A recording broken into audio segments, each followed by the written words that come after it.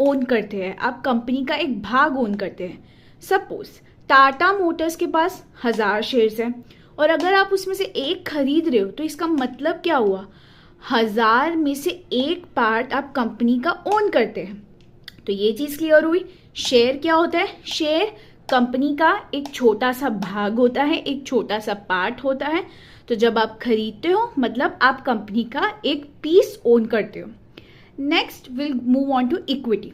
Equity क्या होता है, इक्विटी यानी ownership in a company. Company में ओनरशिप को बोलते हैं equity.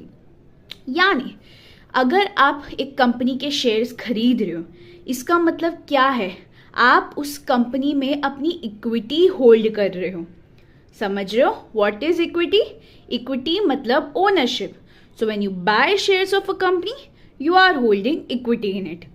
Next stock. Stock is nothing but general term for shares.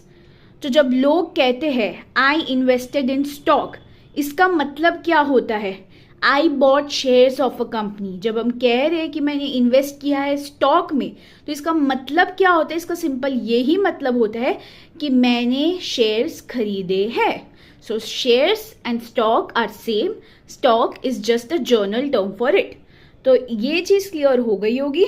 Share मतलब कंपनी का एक छोटा सा पार्ट, एक छोटा सा पीस। इक्विटी यानी कि ओनरशिप इन अ कंपनी जो आपको मिलती है उसके शेयर्स खरीदने पे।